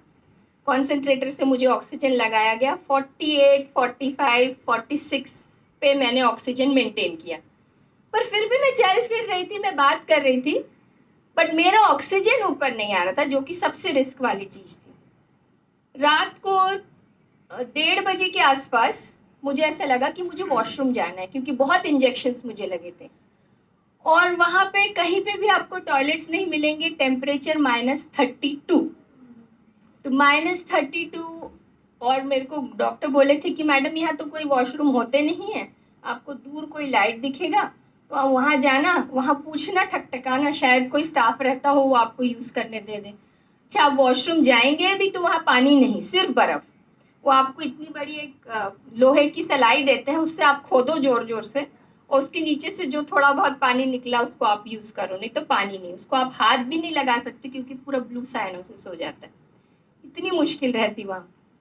तो मैं 1:30 बजे बाहर गई, मुझे कुछ फील हुआ, मैं अंदर वापस आई, मैंने जैकेट निकाल दिया, कोट निकाल दिया, टोपा निकाल दिया, ग्लव्स निकाल दिया, और मैं फिर से बाहर गई। बाहर इतनी सुंदर व्हाइट लाइट आई, इतनी सुंदर लाइट कि 1 सेकंड मुझे लगा कि शायद मैं मर गई हूँ। ये मरने के बाद फील होता होगा ऐसा, एकदम लाइट बॉडी, इतनी लाइट। और डॉक्टर मेरे अंदर पूरे टाइम मुंडी में है कि नहीं ये तेरे को हेलुसिनेशन हो रहा है, क्योंकि मैं डॉक्टर हूँ और मैंने पढ़ा है, मुझे टर्मिनोलॉजी आती है और मुझे सब पता है कि ये गलत है, ये जो दिख रहा है ये भी गलत है, मैं डॉक्टर हूँ, पर वो हो रहा है मेरे साथ। मैं बाहर आई, मुझे फिर से यूरिन, मैं बोली नहीं, अगर मैं हेलुसिनेशन में जाती या मैं मर चुकी रहती तो मुझे यूरिन नहीं आती, मरने के बाद तो नहीं आती होगी। फिर 1 मिनट के बाद पूरी वो लाइट फैल गई, हर तरफ वो व्हाइट लाइट थी, और वो इतनी सुंदर थी कि मैं रोने लग गई। कंटिन्यूस मेरे आंसू बह रहे, मेरा ड्रेस गीला। 3.5 घंटे में सिर्फ ऐसी खड़ी थी। मैं बहुत बड़े चांद को देख रही हूँ, फिर थोड़ी देर में वो चांद मेरे अंदर आ रहा है, मैं चांद में जा रही हूँ। बहुत बड़े पहाड़ को देखा, वो मेरे अंदर आ रहा है, मैं उसके, एवरेस्ट मेरे को साइड में दिख रहा है, और वो इस टाइप का मुझे बोल रहा है कि तू मेरे को देखने आई थी ना, देख कितना देखेगी, देख ले पूरा, मैं एवरेस्ट खड़ा हूँ, और मैं पूरी उस एवरेस्ट में दिख रही हूँ, वो एवरेस्ट पूरा मेरे अंदर दिख रहा है। 3.5 घंटे मुझे यही नहीं समझ में आ रहा था कि हो क्या रहा है। पूरी एक, यानी कुछ भी अलग नहीं था उस समय, ना मुझे ये मालूम था कि पीछे क्या हुआ है, मैं कौन हूँ, क्या होने वाला है, मर चुकी हूँ, जिंदा हूँ, पर बॉडी इतनी लाइट थी, और वो फीलिंग इतनी खुशी वाली थी कि 1 सेकंड में मैंने डिसाइड किया कि जो भी है मैं यहाँ से वापस नहीं जा रही हूँ, मुझे बस इसी लाइट में रहना है, ये लाइट और मैं, ये हम हमेशा रह सकते एक साथ। फिर 3:30 बजे के आसपास मेरे गाइड को शायद लगा हुआ कि मैडम की मशीन की आवाज नहीं आ रही, वो उठा, वो बाहर आया, बोला आप कैसे खड़ी हो, -33 टेम्परेचर है, आपका ग्लव्स नहीं, जैकेट नहीं। पर मुझे ठंड ही नहीं लग रही थी। मुझे ना ठंड का सेंस था, ना मुझे भूख लगी थी, ना मुझे पानी। वो गाइड ने अंदर से दौड़ के गया, उसने मेरे जैकेट्स लाए, मेरे टोपे डाले, बोले मैडम आप तो गई, अब आप दूसरी चीज से मर जाओगे, ठंडी से मर जाओगे, क्योंकि इट्स वेरी कोल्ड, बहुत ज्यादा ठंड थी वहां पे। बट ना मुझे साइनोसिस हुआ था, उसने मुझे अंदर लाया, डॉक्टर ने दौड़ के मेरे ऊपर ब्लैंकेट्स डाले और मेरा SpO2 था 78। उस समय उस डॉक्टर का SpO2 था 53 एट दैट एल्टीट्यूड और मेरा SpO2 आ गया था 78। अब मेडिकल फील्ड की होके मैं इन चीजों को नहीं मानती हूँ क्योंकि मैंने पढ़ाई की है कि ये नहीं हो सकता, लेकिन ये मेरे साथ हुआ है। इसलिए मैं सर से वही डिस्कस कर रही थी कि ये क्या है, मैंने ये कैसा हुआ, और वो भी एक ऐसे इंसान के साथ जो लिटरली डिसअप्रूव करता है कि ये चीजें नहीं होती। मेरे पास टर्मिनोलॉजी है कि बिना ऑक्सीजन के मैं नहीं बच सकती थी। अब प्रूफ ये है कि मेरे पास प्रिस्क्रिप्शन है डॉक्टर के कि उसमें 32 नियर डेथ, 36 नियर डेथ लिखा है। और लास्ट जब मैं रेस्क्यू, फिर बाद में उन्होंने किया ही मुझे, उन्होंने बोला नहीं हम इससे ज़्यादा रिस्क नहीं ले सकते, आपका एवरेस्ट बेस कैंप हो गया, आप सब आ गई, आपका SpO2 अच्छा आ गया, तो they take us to Lukla, यानी जो बेस कैंप रहता है सबसे नीचे का फर्स्ट बेस कैंप रहता है, उसके हॉस्पिटल में आपको एडमिट होना ही पड़ता है। वहाँ जाके जब उन्होंने मेरे को, यानी हेलीकॉप्टर आया, हेलीकॉप्टर से मुझे ले जाया गया, उन्होंने बड़ी रेस्क्यू टीम लगाई, वेंटिलेटर लगा के रखा, मैं उतरी, बोले पेशेंट कहाँ है, मैं बोली मैं हो ही नहीं सकता जिस टाइप की रिपोर्ट आई है ये तो आदमी मर गया ये मैं हूँ और ये मैं जिंदा निकली हूँ यहाँ से। 1 घंटे में डिस्चार्ज किया उन्होंने मुझे, बट ये मेरे एक्सपीरियंसेस थे, ये एक्सपीरियंसेस थे। बहुत बहुत धन्यवाद सर आपको कि आपने मुझे ये एक्सपीरियंस शेयर करने के लिए इस डाइस पे बुलाया। आपका बहुत बहुत धन्यवाद। और कितने लोगों को लगा कि ऐसा होता है? हम में से बहुत लोग होंगे जिनके जीवन में ऐसा अनुभव हुआ होगा। भगवान श्री कृष्ण की उस बात को याद करो, अर्जुन देख मैं कौन हूं, सब कुछ मुझ में समा रहा है, सब कुछ मुझ में ही है। जिन्हें तू बाहर देख रहा है, जिन्हें तू मारने के लिए कह रहा है कि मैं कैसे मारूं, देख सब तो मर चुके हैं और मुझ में समा रहे हैं।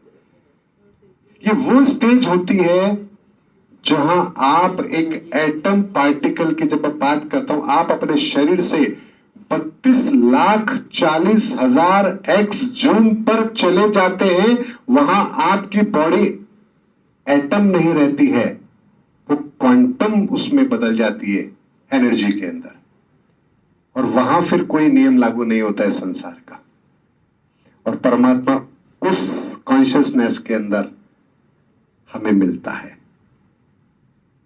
इस पर आगे और चर्चा करेंगे। मैं कुछ विद्वानों का भी सम्मान करना चाहूंगा। हमारे बीच में रवि जी पधारे हैं, बहुत बड़े विद्वान हैं, पंचांग निर्माता हैं। आपके पिताजी डॉक्टर चंद्रशेखर जी बहुत बड़े विद्वान हैं, जयपुर के जाने माने ज्योतिषाचार्य, और आपने उदयपुर मेवाड़ राजघराना, वहां के आप कहूं तो राज ज्योतिषी आप ही हैं, वहां का पंचांग आप ही निकालते हैं। हर साल सिटी पैलेस के अंदर वहां प्रोग्राम होता है, हमें भी जाने का मौका मिलता है, सौभाग्य मिलता है। बहुत अच्छा कार्यक्रम होता है 3 दिन का। पिछले कई वर्षों से आपका सानिध्य मिल रहा है। इसमें 6 जितने भी सब मेरे साथ जुड़े हुए गुरु भाई गुरु बहन हैं, सब जानते हैं मुझे टैग मिला हुआ है क्लास का सबसे शैतान बच्चा तो जो चुप नहीं रह सकता। चुप नहीं रहने का ऐसा मतलब बहुत टाइम से 2-3 साल शायद हो गए, तब से ये मन में रहता था, कुछ ना कुछ जिज्ञासा रहती थी, अंदर ही अंदर सवाल रहते थे। हमको सभी को ऐसा लगता है हम सभी एक आध्यात्मिक यात्रा पर है, इसीलिए गुरुजी से जुड़े हैं, बहुत भाग्यशाली हैं जो जुड़े हैं। और चूंकि अगर आपकी आध्यात्मिक यात्रा इस लेवल पे पहुंची नहीं तो आप इस एनर्जी को टच ही नहीं कर पाएंगे, मुझे ऐसा फील होता है।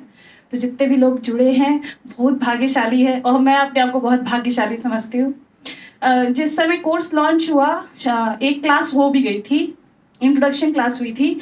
उसके पहले मुझे अचानक से एक वीडियो फ्लैश हुआ, जस्ट एक क्लास कंप्लीट हुआ था उसके 1-2 दिन पहले। तो वो वीडियो मैंने देखा और उसमें लास्ट के 1 सेकंड में इन्होंने क्लास के बारे में बताया कि सनातन ज्योतिष हम सिखाएंगे, आप आके जुड़ सकते हैं।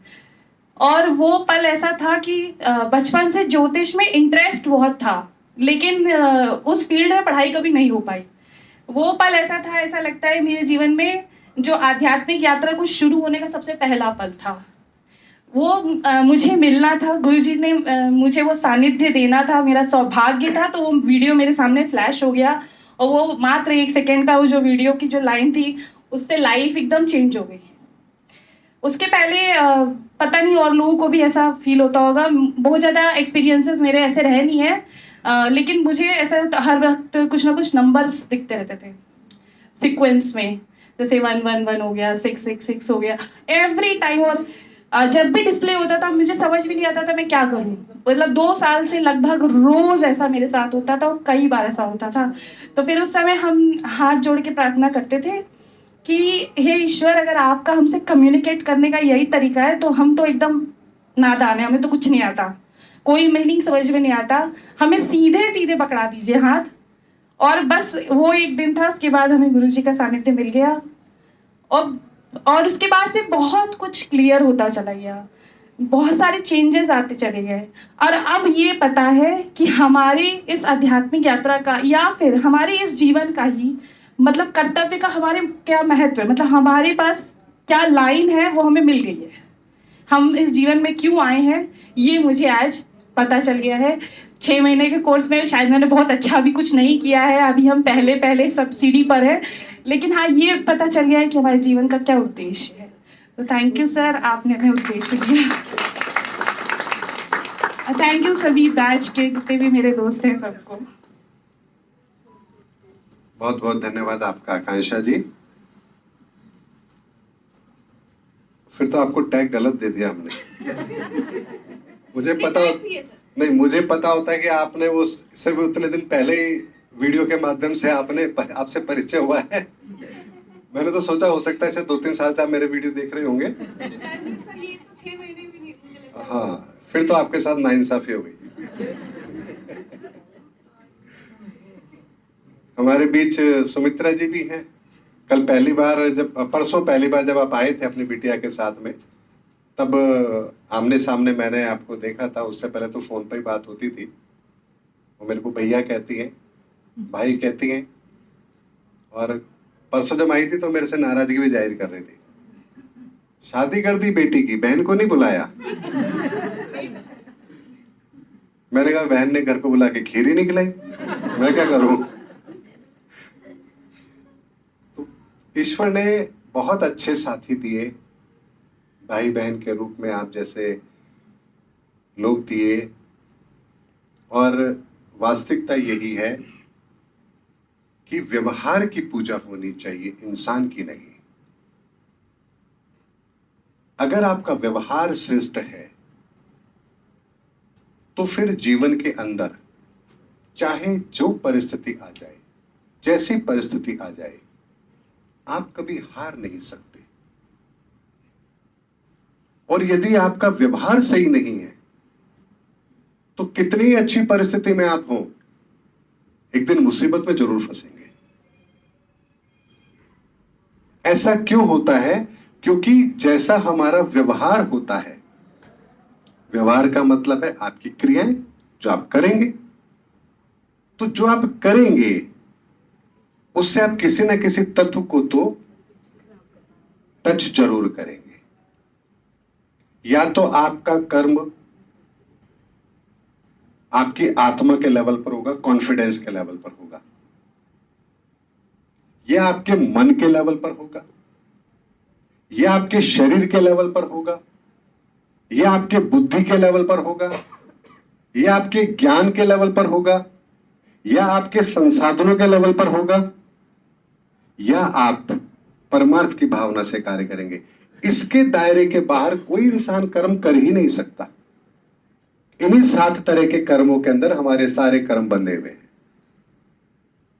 तो जब आप कुछ करेंगे तो कुछ ऊर्जा का निर्माण होगा, और जिस ऊर्जा का आप निर्माण करेंगे अगर वो नकारात्मक है तो वो आपको ही पीड़ा देगी, कष्ट देगी।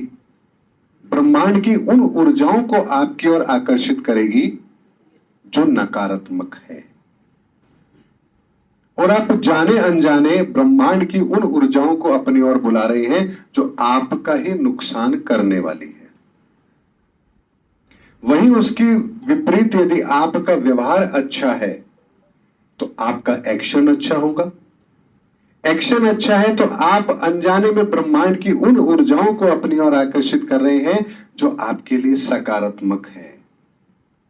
तो अगर आप तकलीफ में होंगे भी तो भी ब्रह्मांडीय ऊर्जाएं आपकी सुरक्षा करेंगी, रक्षा करेंगी, आपको मार्ग दिखाएंगी और आप उन परेशानियों से बाहर निकल जाएंगे। एक छोटा सा उदाहरण आपको बताता हूं, अभी दिमाग में आया तो शायद ईश्वर चाहता होगा कि वो बात मैं आप लोगों के बीच में रखूं।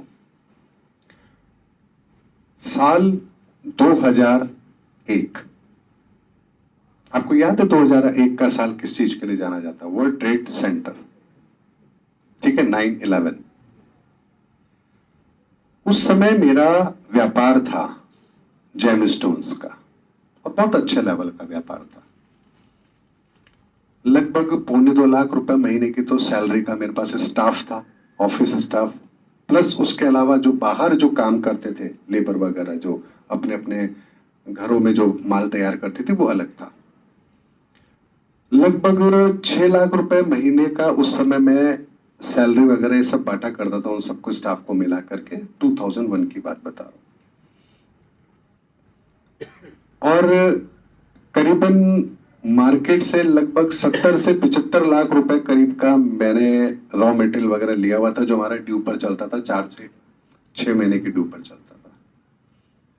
रोज मेरे पास 2.25 लाख, मतलब 2.25 किलो माल तैयार होके आता था जेमस्टोन का। 2.25 किलो माल जेमस्टोन का तैयार होके आता था टेबल पर, ऑन टेबल। और ये सब कुछ रोटेशन बढ़िया चल रहा था। अचानक से 9/11 हुआ। 9/11 हुआ तो जितना भी माल मैंने बाजार में दिया हुआ था वहां सबसे वो माल वापस रिटर्न आ गया कि अभी नहीं लेंगे, बाद में देखेंगे। अब इधर मैन्युफैक्चरिंग चालू भी है, सबको सैलरियां भी देनी है, काम भी तैयार करवाना है, पर इतना माल तो पहले ही तैयार है और तैयार कराएंगे, ये पता नहीं माहौल कब ठीक होगा। जैसे वर्तमान के भी हालात है वैसे उस समय में थे, क्या करेंगे। लेकिन अगर आज मैं काम बंद करता हूं तो मुझे करीब करीब ये इतने रुपए चाहिए, तो जो मेरे आज की जो स्टाफ है उनको सैलरी प्लस जैसे जो जो काम कर लिया उनको ये भुगतान मेरे को करना होगा। पेमेंट जिनका आना है उन्होंने कहा भाई साहब अभी नहीं देंगे आपको, अभी तो 2-3 महीने लगेंगे। इधर रफो का भी पेमेंट देना है, क्या करें। अचानक से स्थिति तो गड़बड़ हो गई। कुछ नहीं किया, ध्यान में बैठा, ईश्वर से प्रार्थना करी, हे ईश्वर ये परिस्थितियां मेरे नियंत्रण में नहीं है और ना ही इन परिस्थितियों का मैं कोई समाधान निकाल सकता हूं। अब आप जाने, आपका काम जाने, मुझे इन परिस्थितियों से आप कैसे निकालेंगे। मैंने प्रार्थना की, ध्यान में बैठ गया, ऑफिस में बैठ गया। इतना बेहतर ध्यान लगा उस दिन, 2-2.5 घंटे कब पूरे हो गए पता ही नहीं लगा। 2-2.5 घंटे बाद अचानक से आंख खुली। मैंने स्टाफ को बोला कि सबका हिसाब बनाओ। सबका हिसाब उन्होंने बनाया, इतना अमाउंट है, ये इनको देना है सबको। अब कहां से आएगा पता नहीं। 1 घंटे बाद में मेरे पास एक दलाल का फोन आता है, कहता है भाई साहब वो माल पड़ा हुआ है क्या आपके पास। अब वो मुझसे क्या मांग रहा है ध्यान से समझना। मैं एक पर्टिकुलर शेप बनाता था 3x5 के ऑक्टोगन एमेथिस्ट स्टोन के अंदर। वो मैं 28 रुपए नहीं, हाँ 28 रुपए पर कैरेट बेचा करता था, टॉप क्वालिटी, नहीं सॉरी 22 रुपए पर कैरेट, 22 रुपए पर कैरेट उसकी फर्स्ट क्वालिटी बेचा करता, जो सबसे टॉप क्वालिटी होती थी वो। और मेरा वो ऑर्डर चल रहा था पिछले कई समय से, रेगुलर चल रहा था वो ऑर्डर। तो मैं भेजता था, जैसे माल मैंने मान लो 1 किलो माल बना के भेजा, तो उसमें से मुश्किल से 50 पीस, उस 50 पीस का वजन होता होगा मुश्किल से 20 ग्राम 25 ग्राम मान लो, 1000 ग्राम में से 20-25 ग्राम वापस आता होगा, बाकी सब जमा हो जाता था। तो जो 20-20 25-25 ग्राम करके जो सामान आता था वो भी मेरे पास में कम से कम 4-5 किलो इकट्ठा हो गया था। तो उसने कहा वो शेप पड़ा है क्या आपके पास? मैंने कहा है तो सही, लेकिन वही रिजेक्शन है। बोला आप एक काम करो, आप पैकेट लगा दो, आप मैं आ रहा हूं। तो ठीक है, मैंने वो माल का पैकेट लगा दिया, लगा करके, और जब वो आए बोले क्या भाव बेचना है? मैं कहते को फर्स्ट का माल आप 22 बेचते हो, सेकंड कैटेगरी 16 रुपए जाती है, और जो थर्ड कैटेगरी वो 12 रुपए जाती है, और ये तो उसका भी रिजेक्शन है, तो 8-10 रुपए जो भी बिके बिक जाएगा। बोला पैकेट लगाओ, मैं आपको फोन करूंगा, और जो मैं भाव बोलूं उसमें ओके मत करना, थोड़ा सा अड़ना आप। उस दलाल को पता होगा भाई कहाँ क्या डिमांड है। मैंने कहा ठीक है। वो मेरे से माल ले गए। आधे घंटे बाद फोन आता है, भाई साहब क्या भाव बेचना है इसको? मुझे पता था स्पीकर फोन पर होगा। मैं कहा बेचना क्या है? आपको बताया होता है मैंने भाव। तो बोलता है भाई साहब 32 रुपए कोई भाव होते हैं क्या? मैंने कहा 32 रुपए भाव क्या है, इसमें गलत क्या है? जो भाव है वही दे रहा हूं मैं, तो 32 रुपए से कम नहीं बेचूंगा मैं। हम समझ जाते हैं, जवाहरात के अंदर हमारे इतना तो समझ होती है कि भाई कौन क्या कह रहा है। बोलो भाई साहब 32 रुपए नहीं, अब आप कुछ नहीं बोलोगे, मैं 28 रुपए में ओके करके ला रहा हूं, और पेमेंट अभी साथ के साथ लेके आ रहा हूं। मैंने कहा नहीं 28 में नहीं बेचूंगा मैं। अरे नहीं कुछ नहीं, मैं आपकी नहीं सुनूंगा। हमारे 60 बोलते हैं ऐसे जवाहरात में, 60 बोर्ड लगती है उसमें, तो थोड़ा सा कसबट्टा करके बेचना पड़ता है। मैंने कहा नहीं। बोला नहीं मैं बेच के आ रहा हूँ, आप कुछ नहीं बोलोगे, पैसा को बोलो कमाओ। हमारे उसमें बोलते हैं भाई भाव जब ओके होता है ना, सौदा हो जाता है, उसमें बोलते हैं कमाओ। ठीक है। मैंने कहा अच्छा भाई साहब ठीक है 28 में कमाओ। वो मेरे पास में थोड़ी देर के बाद में लेकर के आया पैसा। रिजेक्शन जो लाया मुश्किल से 40-50 पीस, बाकी सारा माल जमा हो गया। और जो अमाउंट था वो उतना ही अमाउंट था जितना मेरी टेबल पर जो कागज रखा था जिसमें मुझे इतना पैसा देना था, वो उतना ही अमाउंट था। ना 1 रुपया ज्यादा ना 1 रुपया कम। मैंने उसको देखा, ईश्वर को हाथ जोड़ा, कारीगरों को बुलाया, मैंने कहा बेटा पैसे पकड़ो, अभी काम नहीं है, जब होगा मैं तुम्हें बुला लूंगा, तब तुम आ जाना। और 2-3 स्टाफ तो भाई मुझे ऑफिस में चाहिए, तो भाई तुम तो मेरे पास रहोगे। बाकी सबको मैंने विदा किया, सबको पैसा देके विदा किया। मैं कहा चलो। बाकी का जो रफों का पेमेंट देना था वो आराम से 2-4 महीने का समय था। तो कुछ ऐसे भी थे जो बोले भाई साहब ये तो बड़े खड़ूस आदमी, इनको तो 4 महीने में पेमेंट करना तो करना ही होता है। तो मैं दलाल को बोला तू छोड़ दी चिंता, वो मैं संभाल लूंगा। तो मेरे पास जैसे 1 लाख रुपए आता मैं पार्टी के भिजवा देता था। बोले पैसा अभी तो आपका टाइम ही नहीं हुआ। मैंने कहा कोई बात नहीं, रखा है मेरे पास, खर्च हो जाएगा, आप रखो।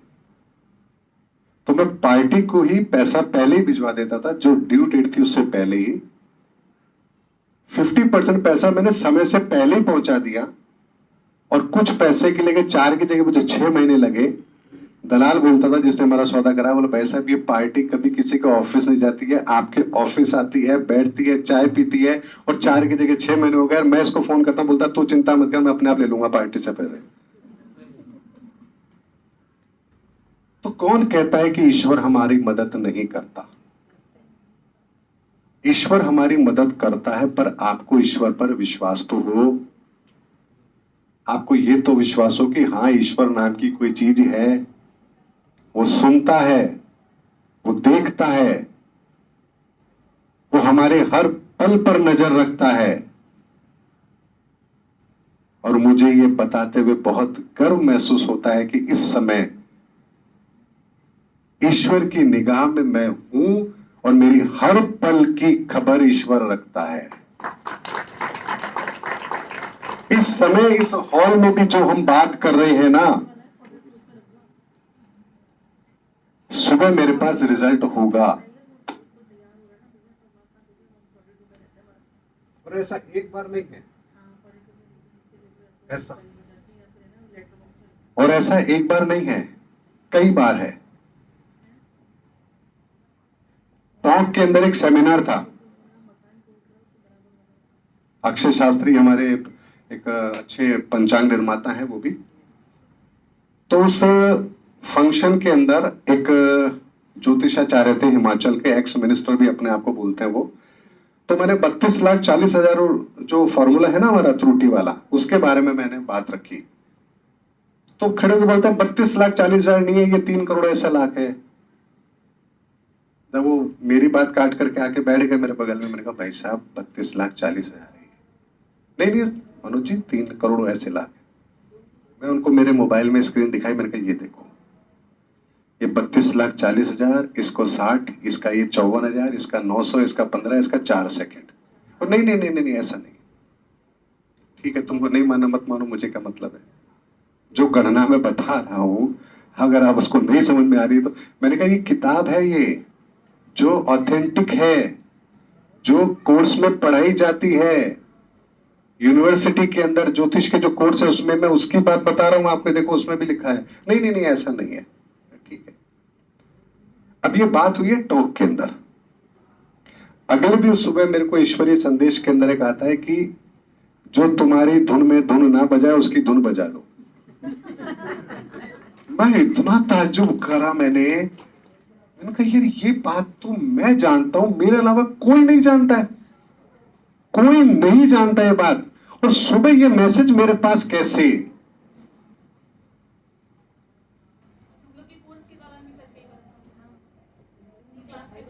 तो इसीलिए कोर्स के दौरान भी बहुत बार हुआ है, क्लासेस के अंदर भी। जी बूंदी में, तो बूंदी में जो, हाँ जी जी जी जी जी जी। तो जब वो आपको ध्यान होगा वो अपने, हाँ वो क्या नाम उनका, हिमाचल के है ना वो एस्ट्रोलॉजी, हाँ हाँ नंद किशोर जी उनकी बात है। तो एग्जैक्टली सुबह मेरे पास वो मैसेज था। मैं बड़ा ताज्जुब हुआ।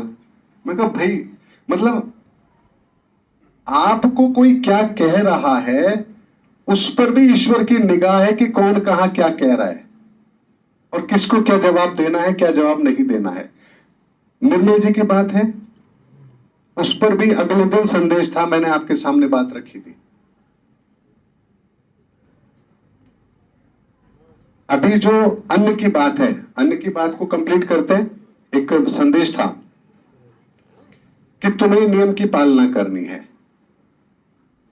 अन्न तुम्हें स्वीकार करना है इस तरह से, इस तरीके से, और तुम्हें दुनिया को भी बताना है। मैंने आप लोगों के सामने बात रखी कि हमें अपना अन्न जो है, अगर हम अपने अन्न को बेहतर तरीके से संतुलित कर लेंगे तो हम अपने भीतर के इन तत्वों को बहुत बेहतर तरीके से अलाइन कर पाएंगे। और उसका श्रेष्ठ तरीका क्या है? हमारे शास्त्रों में कहा गया है, मुनि एक वक्त भोजन करते हैं, योगी जो है वो एक वक्त भोजन करते हैं, भोगी 2 वक्त भोजन करते हैं और रोगी 3 वक्त भोजन करते हैं। ये हमारे शास्त्रों में कहा गया है। तो एक वक्त का भोजन श्रेष्ठ भोजन होता है। लेकिन जब बात आती है कि एक वक्त का भोजन तो फिर जो मर्जी खा लो, नहीं, ऐसा भी नहीं। अधिकतम 5 प्रकार के अन्न आप ग्रहण कर सकते हैं, अधिकतम 5 प्रकार के। जैसे एक अन्न हो गया गेहूं। अब गेहूं का चाहे दलिया हो, चाहे रोटी हो, चाहे पराठा हो, चाहे पूड़ी हो, वो अलग विषय हो गया, वो एक ही में काउंट होगा क्योंकि आप खा अन्न रहे हो, उसमें भी गेहूं खा रहे हो। दाल है तो जैसे आपने मूंग की दाल ले ली, ठीक है। सब्जियां हैं तो उसमें एक सब्जी कोई भी चूज कर लीजिए। मान लीजिए आपने कहा कि मैं पत्ता गोभी लूंगा या फूल गोभी लूंगा या आलू लूंगा, सलाद के अंदर आपने कह दिया मैं खीरा खाऊंगा या टमाटर खाऊंगा, जो भी है, और एक आपने चावल ले लिया, किसी भी तरह से 5 आप अन्न को आप चूज कर लीजिए। उसी अन्न को आप 41 दिन लगातार ग्रहण कीजिए। आपके भीतर की ऊर्जाओं का संसार इतना बेहतर व्यवस्थित हो जाएगा कि आप ईश्वरीय ऊर्जाओं से कनेक्ट होना शुरू हो जाएंगे। चेतना के लेवल पर आपके भीतर परिवर्तन शुरू हो जाएंगे। अधिकतम 5। और इसीलिए हमारे शास्त्रों में जो हम व्रत करते हैं, अपने आप को भूखा रखते हैं, उसके पीछे का भी कॉन्सेप्ट ये है कि आपके भीतर की ऊर्जाओं का संसार जो है वो अलाइन हो। और इस विज्ञान को हमारे पूर्वज बहुत अच्छी तरह से जानते थे। इसीलिए आप देखना, जब सर्दी का मौसम होता था, मक्का ही खाएंगे या फिर बाजरा ही खाएंगे या फिर गेहूं ही खाएंगे या जौ ही खाएंगे। और कितने महीने तक खाते थे? 3 से 4 महीने, क्योंकि इतना ही आता है। जब गेहूं का मौसम होता तो खाली गेहूं खाते थे। खेत में जो उगा लिया, एक दाल उगा ली, मान लो मूंग की, तो मूंग की दाल ही खाते थे। वही भोजन होता था कि एक दाल हो गई, रोटी हो गई और बस ठीक है। उनकी थालियों में कभी 5 से ज्यादा चीजें होती नहीं थी। और जिस सीजन में जो चीज आती थी वही वो खाते थे। और आप देखो 100-100 साल जिंदा रहते थे, इतने हष्ट पुष्ट थे, कोई डायबिटीज नहीं, कोई आपका कोलेस्ट्रॉल नहीं, कोई आपका बीपी नहीं, कुछ नहीं, कोई कैंसर नहीं, कुछ नहीं। तो हम अनजाने में ही सही कितना बड़ा विज्ञान फॉलो करते थे। और ये चीज जब मुझे बताई गई, मैंने इसको फॉलो करना शुरू किया नवरात्रों से, 19 मार्च से। यकीन मानिए उसको खाकर भी बड़ा मस्त रहता हूं। खाली 5 में से भी 2 ही चीजें सेलेक्ट की है मैंने, आलू और गेहूं। तो खाली 2 ही चीजें। अब चाहे आलू की सूखी सब्जी बने चाहे गीली सब्जी बने, उसमें भी दही, मतलब दही नहीं डलेगा, टमाटर नहीं डलेगा, कुछ नहीं, मटर कुछ नहीं डलेगा आलू में, सिंपल आलू होगा। और गीली हो चाहे सूखी हो, लेकिन होगी आलू।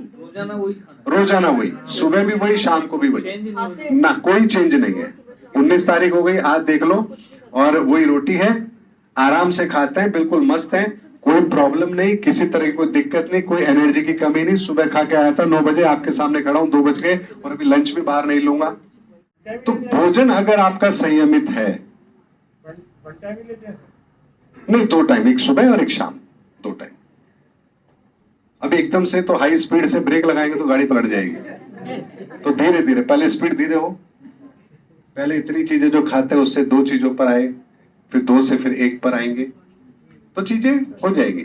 आपका शरीर धीरे धीरे उन चीजों को के लिए लायक हो जाता है, इसमें कहीं कोई संदेह नहीं है।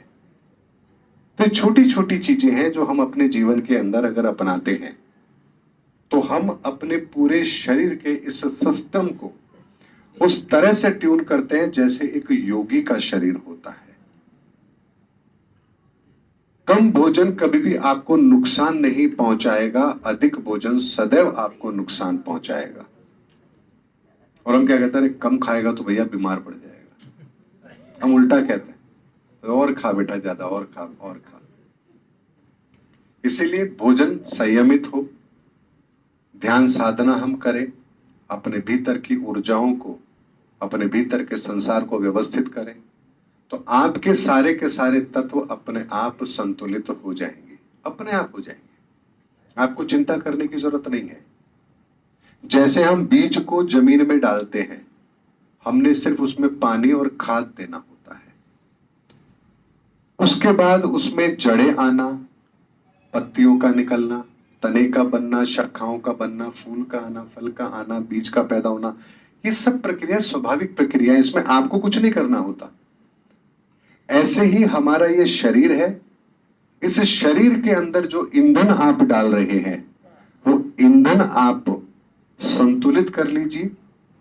इसको जिस ऊर्जा की आवश्यकता है वो ध्यान के द्वारा इसको वो ऊर्जा दे दीजिए और अपने संयमित व्यवहार से इसको पोषित कीजिए। अब ये जीवन ईश्वर की प्रेरणा से वो जीवन बनेगा जिस जीवन के लिए हम इस धरती पर आए हैं। फिर बाकी की सारी चीजें अपने आप व्यवस्थित हो जाएंगी, चिंता करने की जरूरत है ही नहीं। और यकीन मानिए, जब आप अन्न अपना संतुलित कर लेते हैं तो आपके विचार, आपका स्टेमिना, आपके शब्द, इनमें एक परिवर्तन आपको बहुत अलग से नजर आएगा। और इसके भी आगे का एक विज्ञान आपको बताऊं, जो हम भोजन करते हैं, हमारे शरीर की ऊर्जा, उसकी 60 से 70% ऊर्जा उस भोजन को पचाने में ही नष्ट हो जाती है। केवल 40% ऊर्जा है जिससे आप बाकी के काम करते हैं। लेकिन जब आप अपने शरीर का भोजन कम कर देते हैं, तब आपके शरीर की केवल 20% ऊर्जा ही उस भोजन को पचाने में काम आती है। बाकी 80% ऊर्जा आपके शरीर के अंदर काम आती है। और ये जो शरीर के अंदर आपकी ऊर्जा है, ये जितनी जरूरत होगी उतना आपको यूज कर लेगी, और बाकी की सारी ऊर्जा आपके ओजस के अंदर तब्दील हो जाती है, परिवर्तित हो जाती है, जिसे हम ऑरा कहते हैं। और ये ऑरा जैसे जैसे बढ़ता चला जाएगा, आपका तेज अपने आप बढ़ता चला जाएगा, और आप उस ईश्वरीय विधान के अनुसार उस परम गति को स्वतः प्राप्त कर लेंगे, जिस गति को आप प्राप्त करना चाहते हैं। कितनी सिंपल सिंपल सी बातें हैं, लेकिन हम इसको कितना कठिन बना लेते हैं। अरे अभी तो ये है, सुबह ये खाना, शाम के खाना, ये खाना, वो खाना, ये व्रत है, आज तो हम अल्लूड़ा खाएंगे, आज हम तो ये खाएंगे, आज तो करवा चौथ है, आज रोट बनेगा। अरे क्या है ये? अरे वही गेहूं की रोटी, उसको ऐसे ऐसे करके रोट बना दिया, आज रोट बनेगा। क्यों? वो वैसे सिंपल सिंपल भी खा सकते थे ना उसको।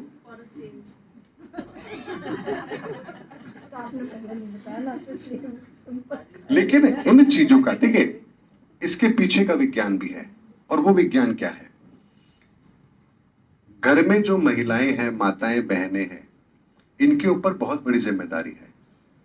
आने वाली पीढ़ी को संस्कारित करने की जिम्मेदारी इन्हीं के कंधों पर है। ऐसे में उनकी ऊर्जाओं का भी बेहतर समावेश हो, इसके लिए उन्हें उन क्रियाओं से जोड़ा जाता है जिससे उनका मन प्रसन्न रहे।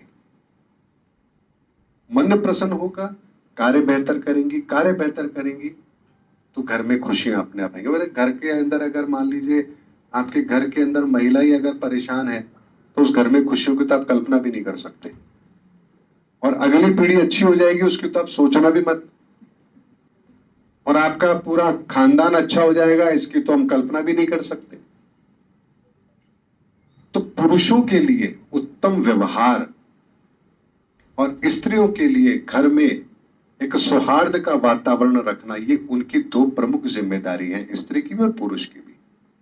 पुरुष का अपना व्यवहार उत्तम हो ताकि समाज के अंदर उस परिवार को, उस कुल को एक उच्च नजरिए से देखा जाए, और स्त्री का व्यवहार इतना सौंदर्यपूर्ण हो, तरीके से वो व्यवहार कुशल हो कि उस घर में जो आए वो कहे कि मैं वास्तव में ऐसे घर में जाकर आया हूं जहां मैंने बहुत ही उच्च व्यवहार देखा है।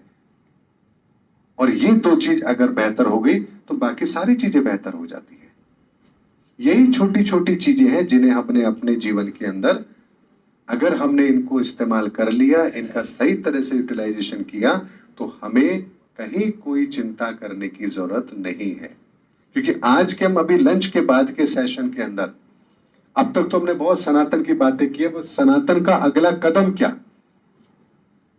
दुनिया को कैसे लाभान्वित करेंगे हम, दुनिया कैसे इस चीज से जुड़े, उनकी परेशानियों को उनको समाधान कैसे मिले, इसके लिए इसके लंच के बाद के सेशन में मैंने एक पीपीटी तैयार की है।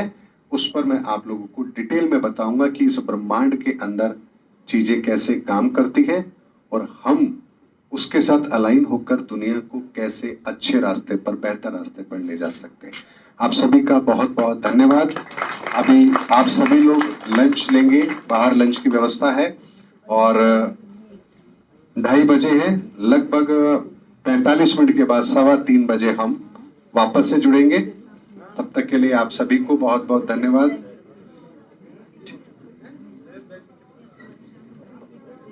जय सनातन धर्म की।